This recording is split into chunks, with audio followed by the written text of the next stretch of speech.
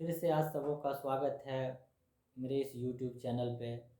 2-3-4 दिनों से फिर से मेरे पास message, call, video clip, screenshot आना स्टार्ट हो गया था कि देखिए इसके 7th फेज की वैकेंसी आने वाली है, हम लोग वंचित हो जाएंगे, क्या हम लोगों को मौका मिलेगा कि नहीं। मैं सभी साथियों से कह देना चाहता हूँ कि जितने भी न्यूज़ आप देख रहे हैं अभी यूट्यूब पे चल रहा है, सारे के सारे न्यूज़ फेक हैं।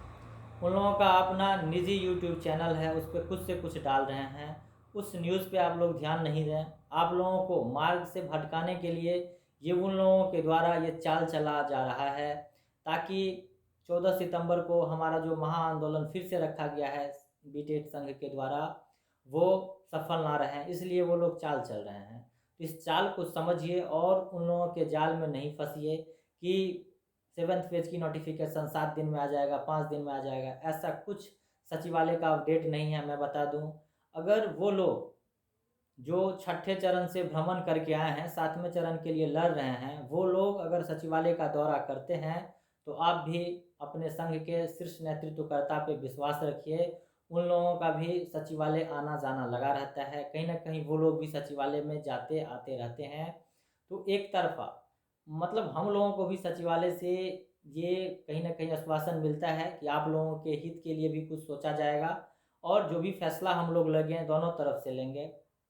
अब देखिए, मैं अपने इस वीडियो के माध्यम से शिक्षा मंत्री महोदय आपसे भी, मुख्यमंत्री महोदय आपसे भी और उप मुख्यमंत्री महोदय आपसे भी एक निवेदन करना चाहता हूं कि महोदय, किसी परिवार में अगर दो बच्चे आपस में लड़ रहे हैं तो परिवार का जो मुखिया होता है उनका काम क्या होता है कि दोनों पक्ष की बातों को समझे। अगर एक टॉफ़ी के लिए दो बच्चा लड़ रहा है परिवार में, तो कहीं ना कहीं मुखिया घर के जो होते हैं वो टॉफ़ी को तोड़ के आधा आधा दोनों में बांट देते हैं, ना कि एक टॉफ़ी को छीन के और एक के पास ये पक्षपात हुआ। तो ऐसा आपको नहीं करना चाहिए। हम लोग भी 4 से 5 लाख अभ्यर्थी हैं जो कि अगर 7th फेज से पहले पात्रता परीक्षा नहीं हुई तो वंचित रह जाएंगे।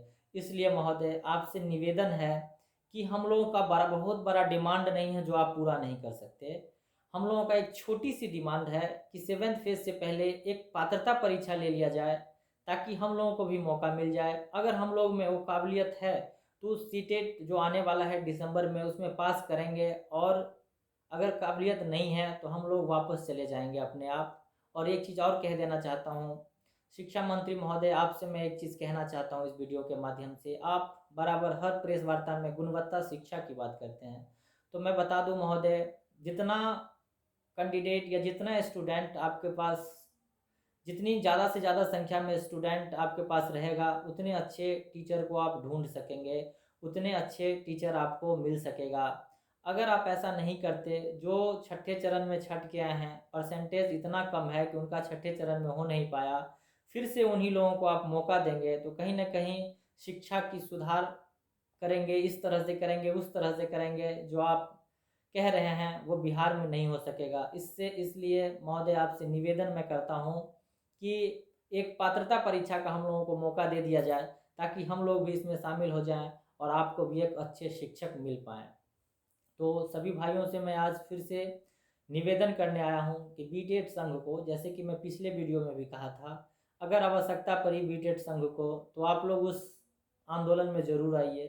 बीटेट संघ को आवश्यकता पड़ी है आंदोलन की, जो कि 14 सितंबर को रखा गया है। इस 14 सितंबर में ज़्यादा से ज़्यादा संख्या वहां दिखाकर सरकार के सामने, ताकि सरकार को लगे कि वास्तव में इन लोगों की भी संख्या कहीं ना कहीं 4 से 5 लाख है, और आवश्यकता मुझे इन लोगों के लिए भी है कि कुछ ना कुछ करें। ये एहसास दिलाने के लिए सरकार को 14 तारीख को पुनः पटना के धरती पे सभी लोग चलें। इसलिए चलें ताकि सरकार को लगे कि एक तरफा अगर फैसला हम अगर लेते हैं तो कहीं ना कहीं इस 4 से 5 लाख अभ्यर्थियों के साथ हम नाइंसाफ़ी करेंगे।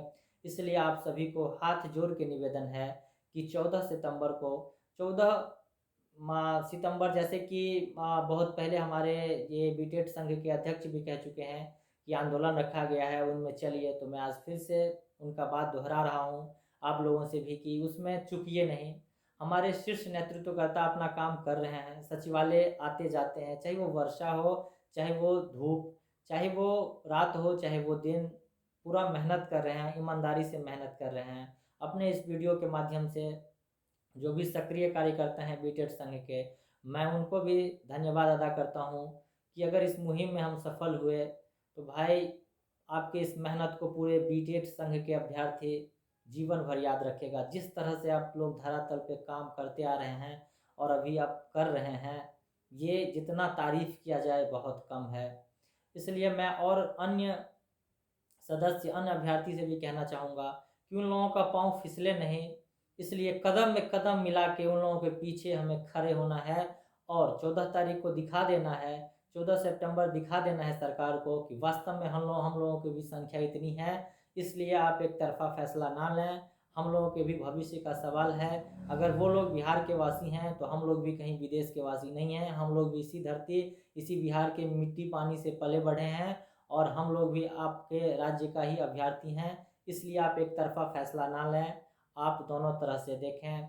क्या होता है ना कि परिवार में, शिक्षा मंत्री महोदय, मैं एक चीज़ आपसे निवेदन करता हूँ इस वीडियो के माध्यम से, अगर परिवार में कोई भी दो बच्चा लड़ रहा है तो परिवार के मुखिया का ये काम नहीं होता कि कोई एक टॉफ़ी के लिए लड़ रहा है तो एक टॉफ़ी एक को छीन के दूसरे के हाथ में पकड़ा दिया जाए। बीच का रास्ता कुछ ना कुछ उस टॉफ़ी को तोड़ के दोनों बच्चों को हाथ में रख देते हैं। उस तरह से आपके सामने हम भी लड़ रहे हैं, वो भी लड़ रहे हैं, तो एक तरफा फैसला अगर आप लेंगे तो कहीं ना कहीं हम 4 से 5 लाख अभ्यर्थियों के साथ अपना इंसाफ़ी करेंगे। इसलिए हम लोगों को भी बातों को ध्यान में रखिए और एक बीच का रास्ता निकालिए। बीच का रास्ता हम लोग बोल रहे हैं दिसंबर सीटेट में, जो दिसंबर का सीटेट जो होना है 2022 में, उनमें हम लोगों को एक मौका दे दीजिए, मेहरबानी होगी महोदय। क्योंकि मैंने बताया कि जितनी संख्या आपके पास ज़्यादा होगा कैंडिडेट का, उतना आप अच्छे शिक्षक को ढूंढ पाइएगा। इसलिए एक मौका हम लोगों को भी दे दीजिए।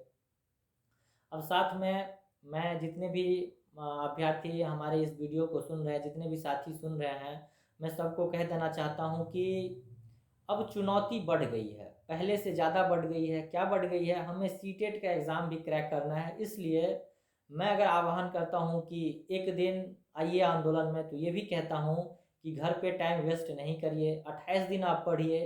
बीटेड संघ को जब जब आवश्यकता होगी आंदोलन की, बस एक दिन, आप उस एक दिन, आपके लिए दोनों चीज़ ज़रूरी है। 7th फेज़ से पहले एक पात्रता परीक्षा हो, यानी 7th फेज़ में हम लोगों को मौका मिले, ये भी ज़रूरी है। और सीटेट एग्ज़ाम किसी भी कीमत में पास करें, ये भी ज़रूरी है। तो चुनौती बढ़ चुकी है, इसलिए जहाँ भी यहाँ पर हैं तो एक दिन 14 सितंबर को समर्पण कर दीजिए बीटेड संघ के नाम पर। और जिस तरह से हम लोग शांतिपूर्ण तरीक़ा से आंदोलन करते आए हैं, 14 सितंबर को भी उसी शांतिपूर्ण तरीक़ा से हम लोग आंदोलन करेंगे और सरकार को दिखाएंगे कि वास्तव में हमारी संख्या जो है वो इतनी है और सरकार जो है कहीं ना कहीं हम लोगों के लिए भी सोचेगी। इसलिए आप लोगों से ये भी निवेदन है कि पढ़ाई नहीं छोड़िए, पढ़ाई कंटिन्यू रखें। आप, मुझे पूरा विश्वास है कि सचिवालय से जो भी अपडेट आएगा हम लोगों के हित में भी आएगा। और अभी कुछ कह नहीं सकते, लेकिन आने की पूरी पूरी उम्मीदें हैं। मुझे आशा है शिक्षा विभाग पे कि कुछ ना कुछ हम लोगों के लिए भी वो करेगी। अगर बीटेट इतना जल्दी वो लोग नहीं करा सकते तो कहीं ना कहीं सीटेट जो सीटेट होगा दिसंबर 2022 में, उसमें संभवतः हम लोगों को मौका मिलेगा, ये हम पूरा यकीन के साथ कह सकते हैं। इसलिए पढ़ाई नहीं छोड़ना है, पढ़ाई हम सभी को वो भी एग्ज़ाम पास करना है। चुनौती बढ़ चुकी है तो वो भी देखना है। इसलिए मैं भी अपने इस यूट्यूब चैनल पे सीटेट से रिलेटेड कुछ कुछ टॉपिक मैं डालूँगा और आप लोग चाहते हैं कि मेरे द्वारा जो भी टॉपिक डाला जाता है आप तक पहुँचे, तो आप मेरे इस यूट्यूब चैनल को सब्सक्राइब कर दें, शेयर और लाइक भी कर दें, ताकि जो भी मैं इस पे अपलोड करूं आप लोगों तक आसानी से पहुंच सके। पढ़ाई भी करनी है और लड़ाई भी करनी है। लड़ाई इस चीज़ की कि अगर 7th फेज़ से पहले पात्रता परीक्षा नहीं हुई तो हम लोग वंचित रह जाएंगे, और वंचित रह जाएंगे तो 5 साल, 7 साल, 10 साल, कितना सालों तक हमें घर पे बैठ के बिताना पड़ेगा, ये हम कह नहीं सकते। तो चुनौती ये भी है कि ये भी मुहिम हमें जीतना है और सरकार से अपनी मांगों को मनवानी है। और चुनौती ये भी है कि सीटेट का एग्ज़ाम भी पास करना है। इसीलिए इस एक आंदोलन के अलावा जो भी टाइम बचता है, पूरा अपने आप को सीटेट में समर्पण कर दीजिए। कुछ जो छठे चरण के भ्रमण करके आए हुए साथी हैं, हम सभी को डिमोटिवेट करने का काम करते हैं, पथ से भटकाने का काम करते हैं। उन लोगों के बहकावा में नहीं आए, क्या बोलते हैं नहीं बोलते हैं, जो भी अपडेट आना होगा आप लोग सुनिएगा ही, हम लोग सुनेंगे ही, इसलिए उन लोगों के वीडियो पे ध्यान नहीं दें। हतोत्साहित बिल्कुल नहीं होना है। अभी जितने भी चीज़ें चल रही है सचिवालय में, हम लोगों को के पक्ष को भी ध्यान में रखा जाता है, इसीलिए विश्वास रखें। और मुझे पूरा यकीन है कि सचिवालय से जो भी अपडेट आएगा कहीं ना कहीं हम लोगों के हित के लिए भी आएगा, और वो लोग दोनों के बातों को ध्यान में रखेंगे, क्योंकि हम लोग भी बिहार के वासी हैं और वो लोग भी। और हाँ, एक चीज़ और, जिस तरह से आरजेडी के एक प्रवक्ता बयानबाजी कर रहे हैं निजी यूट्यूब चैनल पे, छठे चरण वालों के जा के क्या क्या कह रहे हैं, महोदय मैं आपसे निवेदन करता हूं, आप एक प्रतिष्ठित पार्टी के प्रवक्ता हैं, सत्ताधारी पार्टी के प्रवक्ता हैं, आपको एक तरफा इस तरह का बयान नहीं देनी चाहिए। क्योंकि मान लिए कि आपको वोट बैंक की ही राजनीति करनी है, तो वो लोग 4 से 5 लाख अभ्यर्थी हैं, और अगर वोट बैंक की बात ही है तो हम लोग 4 से 5 लाख अभ्यर्थी हैं। तो आप खुद समझदार हैं, सोच लीजिए कि अगर वोट बैंक की ही राजनीति अगर चाह रहे हैं कोई, तो 4 से 5 लाख अभ्यर्थी कम नहीं होता है, कहाँ 40 से 50 हज़ार, कहाँ 4 से 5 लाख।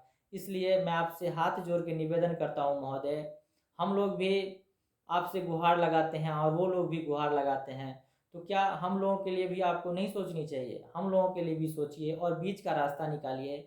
अगर बीटेट नहीं करा सकते तो दिसंबर में जो सीटेट होना है उसमें एक मौका दे दीजिए। ये छोटी सी मांग है हम लोगों की, और ये आप पूरा नहीं करेंगे, सभी करता धरता, अगर आप सत्य में आए हैं तो हम लोगों को भी तेजस्वी सर से बहुत ही आशा थी पहले से भी, और अभी भी है कि कुछ ना कुछ वो करेंगे, सबको लेके चलेंगे। सबका साथ और सबका विकास तब होगा जब हम लोगों के पक्ष को भी सुना जाएगा। एक छोटी सी मांग है, अगर हम लोग भी उसमें शामिल हो जाते हैं तो क्या दिक्कतें हैं आपको? आपको मैं बता देना चाहता हूँ महोदय, आपको भी, और शिक्षा मंत्री महोदय आपको भी, जितने स्टूडेंट ज़्यादा बैठेंगे, जितने स्टूडेंट ज़्यादा एग्ज़ाम देंगे, तो उससे आप एक अच्छे अच्छे शिक्षक को आप ढूंढ पाइएगा। अब जो आपके पास बचा हुआ है, जो कि छठे चरण में जिनका नहीं हुआ, तो आप भी समझ सकते हैं किस तरह के शिक्षकों की आप नियुक्ति करेंगे। इसलिए महोदय आपसे हाथ जोड़ के निवेदन विनती है कि हम लोगों के पक्ष को भी सुना जाए और हम लोगों के हित के लिए भी कोई बीच का रास्ता निकाला जाए। तो आज के लिए इतना ही। बाकी आप लोग चाह रहे हैं फिर से मैं अपने इस तरह के बातों आप लोगों के सामने परोसूं, तो कहीं ना कहीं हमारे इस वीडियो को, हमारे इस चैनल को आपको सब्सक्राइब करना है। और जैसे भी मुझे लगेगा कि कुछ बातें आप लोगों तक पहुंचाऊं, मैं ज़रूर पहुंचाऊंगा। धन्यवाद।